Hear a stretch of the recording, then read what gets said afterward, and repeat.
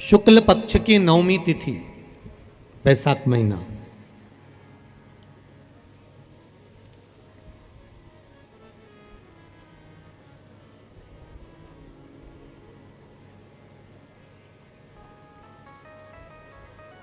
पीला चंदन घिसकर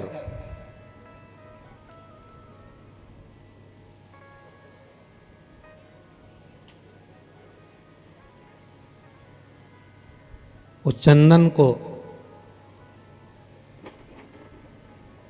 एक सुंदर पीपल का कोमल पत्ता, कोमल पत्ता मतलब एकदम, एक तो पीपल का होता है कड़ला पत्ता, एकदम कड़क हो जाता है, और एकदम होता है कोमल पत्ता।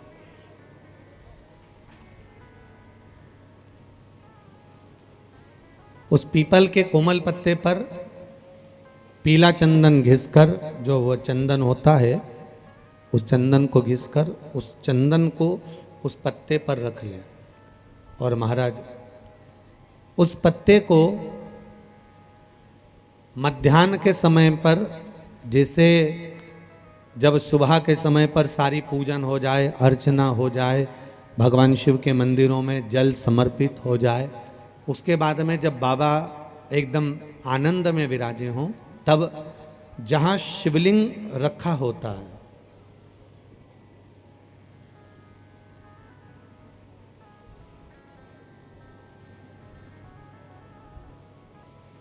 जैसे ये शिवलिंग है और ये कटी भाग जहां शिवलिंग रखा हुआ है, इस कटी भाग पर जहां शिवलिंग रखा है, उसके पास में ही 3 उंगलियों से चंदन का लेपन उस कटी भाग पर करना है।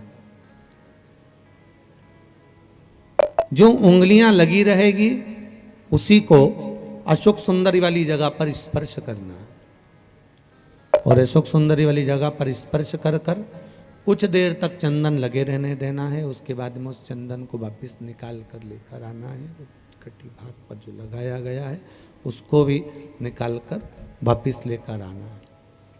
फिर बाबा का स्नान नहीं कराना है, केवल चंदन लेकर आना है, उसी पीपल के पत्ते पर रखकर। एक डिब्बी में उस चंदन को आप रख लीजिए। कुछ दिन जिसकी नेत्र ज्योति कमजोर है, चश्मा लग रहा हो, श्रवण शक्ति कमजोर हो, सुनाई कम दे रहा हो, उसके कंठ से इस ठोड़ी तक उस चंदन का तिलक लगाना प्रारंभ कर दीजिए, और नेत्रों के नीचे थोड़ा सा वो चंदन लगाना प्रारंभ कर दीजिए। लगभग 20 से 22 दिन तक आप उसका प्रयोग करिए, और एक रुद्राक्ष का जल शिव को समर्पित कर कर उस जल का आचमन करना प्रारंभ कर लीजिए। लगभग 22 दिन लगेंगे। धीरे धीरे फिर जाकर डॉक्टर को जांच करा लेना, नेत्र की ज्योति बढ़ना प्रारंभ हो गई है। पर विश्वास के साथ में, भरोसे के साथ में, क्योंकि सबसे मूल अगर कुछ है तो विश्वास मूल है।